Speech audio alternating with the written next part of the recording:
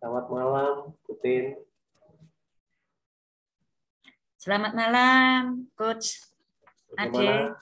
Malang kabarnya? Apakah hujan? Sekarang sedang hujan, hujan Hujan, deras. sama. Sedang sibuk apa ini? Saya sedang sibuk, banyak kesibukan saya ini. Satu Sibuk aja. mempersiapkan. Iya, tapi ini saya sibuk mengelola waktu.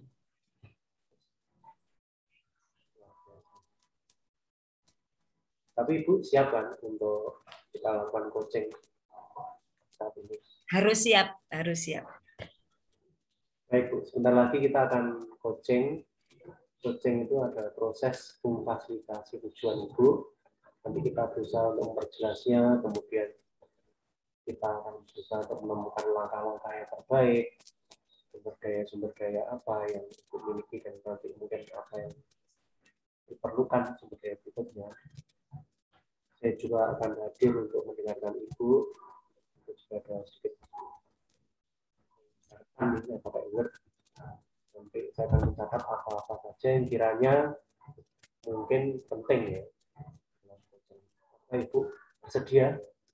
Bersedia, Pak? Saya juga berkomitmen untuk mendengarkan Ibu secara lebih mendalam, coba untuk merasakan apa yang Ibu pikirkan dan merasakan juga. Saya akan hadir untuk memperhatikan Ibu. Apakah boleh, Bu? Terima kasih. Nah, di sesi akhir coaching ini apa yang Ibu harapkan? Saya ingin bisa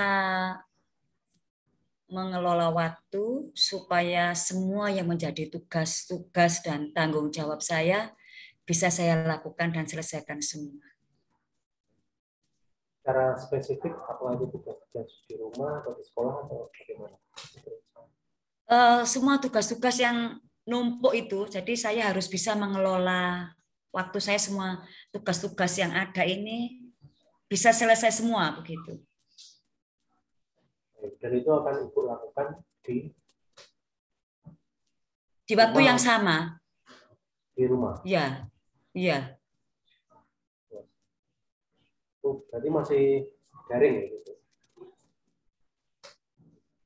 Karena ini tidak hanya berhubungan dengan tugas sekolah, Pak Ade, tapi juga tugas seperti apa, kursus coaching begini, ada ujian akhir, praktek.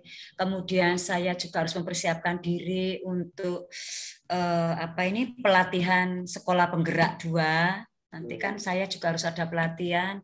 Kemudian saya juga barusan dapat undangan dari Mahkamah Konstitusi, pelatihan 4 hari. Dan juga hampir waktu yang bersama juga saya mempersiapkan diri untuk ikut apa ini, pendaftaran calon pengajar praktek guru penggerak angkatan 7. Jadi bareng ini Malang kegiatan. ya. Iya, Malang kena. Luar biasa. Apakah melakukan semua tugas-tugas itu, pengelolaan waktunya itu Ibu atur sedemikian rupa, apakah itu realistis untuk dilakukan? Karena ini sudah jadi tanggung jawab dan sudah harus dilakukan. Ya, saya pikir itu realistis sekali begitu. Sudah merupakan tanggung jawab. Apakah Betul. menurut Ibu bisa menjangkau itu semua pengelolaan waktu? Bisa. Harus bisa. Dan apakah itu ada deadline-nya? Ya, ada. Lalu bagaimana kondisi sekarang, cara Ibu mengelola waktu? Memang ada saatnya tugas ini belum selesai, tiba-tiba ada pemanggilan harus ikut pelatihan gitu ya. Itu seperti apa ya? Jenuh begitu ya, karena setiap hari semua kan serba daring. Belum lagi pagi saya harus mengajar. Itu tugas utama saya, mengajar, mempersiapkan materi-materi untuk murid saya, penilaian dan sebagainya. Itu yang utama. Tapi yang tidak utama ini justru yang semakin banyak.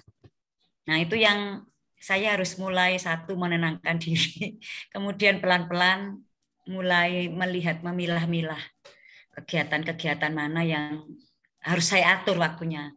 Mana yang harus selesaikan lebih dulu, mana yang bisa ditunda begitu. Itu sudah mulai memilah-milah Ya, waktu-waktu itu. ya. Nah, kira-kira apakah dalam jangka waktu ini ada kendala? Ada, pasti ada kendala. Apa penyebabnya kendala tersebut? Ya, kendala itu ada tugas-tugas yang sudah saya katakan tadi. Juga ada kegiatan-kegiatan susulan. Saya cari dinas, harus kita ada pertemuan. Atau tiba-tiba, ayo jadi narasumber ini. Ayo ngerjakan ini. Itu sudah di luar yang sudah saya rencanakan begitu ya. Nah, itu yang akhirnya membuat apa ya, jenuh begitu. Jadi akhirnya muncul kejenuhan. Betul, betul. Namun Ibu sebenarnya bisa mengatur waktunya. Ya harus dengan ketat begitu. Mengurangi jam tidur apa ya gitu ya pada akhirnya. Nah, kira-kira kalau nanti waktunya bisa terbagi dengan baik itu apa hasil yang Ibu harapkan? Saya ingin semua yang menjadi tanggung jawab saya itu bisa terselesaikan dengan baik dan tuntas. Jangan sampai yang ini kurang tuntas. Kayak seperti pelatihan 4 hari, jangan sampai cuma selesai 3 hari, yang hari keempat tidak bisa. Itu saya berharapnya semua yang sudah ditargetkan itu bisa saya lalui dengan sempurna istilahnya gitu. Jadi dengan adanya waktu yang bisa dikelola, memperoleh hasil yang maksimal ya. Ya. Kira-kira apa yang langkah yang perlu dilakukan? Langkah yang pertama, saya melihat semua keseluruhan jadwal yang sudah terplanning begitu, masuknya pelatihan ini sekian sampai sekian, yang ini itu kan yang namanya terplanning ya, enggak tiba-tiba nyusul begitu. Itu saya lihat semua, kemudian saya bicarakan itu dengan kepala sekolah saya, mana-mana yang saya harus keluar dari jam mengajar, mana-mana yang bisa saya lakukan setelah jam belajar, jam mengajar. Nah, kalau yang di jam mengajar itu seperti dengan Mahkamah Konstitusi itu kan dari pagi sampai sore. Dan pagi itu karena waktu saya bekerja saya harus meninggalkan. Itu saya bicarakan dengan kepala sekolah. Kemudian yang kedua, saya harus mengambil apa ya Pak Ade, seperti konsekuensi saya harus menyediakan RPPH, materi dan sebagainya supaya saya tidak membebani guru yang menggantikan saya mengajar. Ini terkait dengan orang lain juga ya? Iya, betul. Apa ini juga kerja tim kita? Tidak. Tidak, sendiri. Semuanya lebih kepada pribadi saya. Lalu sumber daya apa yang dilakukan untuk bisa mencapai itu? Saya punya sumber daya internal dan eksternal, begitu ya.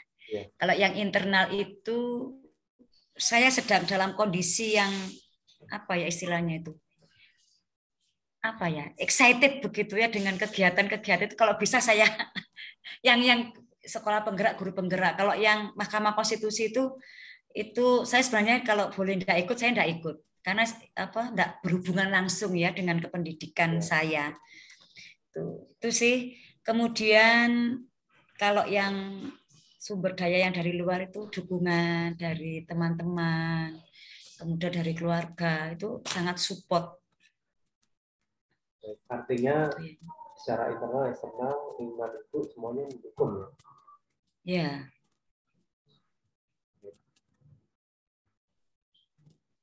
Nah, lalu bila nanti itu bisa mengelola waktu dengan sebaik-baiknya atas beberapa kegiatan ini, bila sukses nanti dampaknya? Yang pertama saya kepingin ada pengakuan kompetensi secara legal begitu ya. Kan dibuktikan dengan sertifikat, dengan apa itu kan ada pengakuan begitu. Itu yang pertama. Yang kedua pastilah ada dampak-dampak ekonomi begitu ya, walaupun tidak banyak, tapi paling tidak. Tapi yang paling penting adalah pengakuan secara legal sih dari kompetensi itu. Lalu kemudian apakah kecenderungan yang di awal itu akan bisa teratasi kalau misalnya bisa mengelola waktu dengan baik?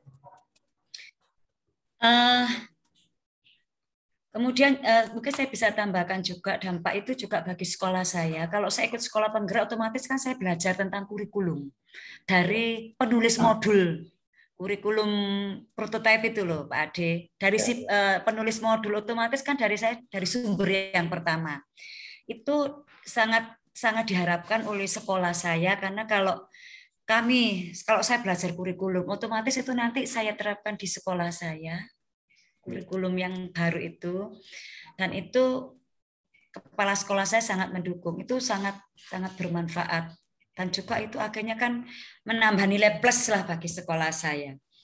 Saya rasa itu sih Pak Ade. Jadi sudah masuk ke dampak positif ya? Ya. Saya tanya sudah jelaskan. Oh begitu ya. Ada nggak dampak negatifnya? Ada lah, ada. Apa? Dampak negatif yaitu benturan ya, benturan waktu, terus benturan kepentingan, terus juga ya namanya orang kan ya kadang-kadang kita enggak bisa apa ya Pak Ade namanya itu, saya enggak bisa mengendalikan orang lain begitu. Kalau saya menganggap bahwa ini penting begitu, tapi kan saya enggak bisa membuat orang merespon seperti yang saya respon, seperti kurikulum baru, mungkin dengan kepala sekolah didukung. Tapi kan mungkin ada pihak-pihak yang merasa bahwa terlalu cepat lah atau apa. Apakah Ibu merasa keteteran? Itu mungkin dampak negatif. Belum, masih belum. Ibu merasa keteteran nggak? Ini kan masih karena masih rencana ini ya. Yang saya jalani, yang lain itu masih nanti April, Mei. Ini yang ada juga yang menakutkan ini, yang Mahkamah Konstitusi pengakuan teman saya itu terlalu banyak tugas, waktu untuk pelatihannya terlalu panjang, diskusi tugasnya terlalu banyak. Itu yang membuat saya jadi agak ketir-ketir gitu. Apa saya nanti bisa ya? Oke, tadi itu sudah mengungkapkan tentang dampak-dampak positif ya, tentang pengakuan, terus ekonomi dan sebagainya.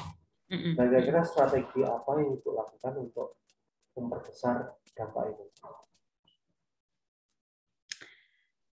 Saya bersinergi dengan teman-teman yang sepemahaman dengan saya. Saya punya beberapa teman itu yang 1, 2, 3 itu kalau saya ajak sesuatu itu mereka mendukung, merespon. Jadi saya seperti ada dukungan begitu. Ayo coba kita lakukan ini, ayo coba ikut ini. Ayo, ayo. Nah, itu semakin memacu. Lain kan kalau diajak, aduh, aku enggak bisa. Aduh lah, kalau sudah kata aduh, kadang-kadang saya kan juga ikut. Aduh, kita ikut aduh gitu. Tuh. Jadi harus cari komunitas, cari pasangan-pasangan teman yang pas lah begitu. Kemudian strategi untuk memperkecil dampak negatif yang tadi. Ya saya juga akhirnya itu tadi teman itu juga membuat dampak negatif yang menakut-nakuti. Wah aku enggak selesai Bu ya, termasuk yang Mahkamah Konstitusi. Gak dapat apa-apa, gak dapat sertifikat tuh. Kalau saya pelatihan gak dapat sertifikat kan enggak ada bukti legal apa secara legal gitu ya atas kompetensi kita, sia-sia. Nah akhirnya ada juga teman yang menguatkan. Nah sudahlah kita ikut sampai tuntas. Nah, itu. Laki-laki ya itu bukan. Intinya untuk biar tidak muncul yang negatif itu kemudian cari teman yang sejalan gitu ya. Iya, betul, betul.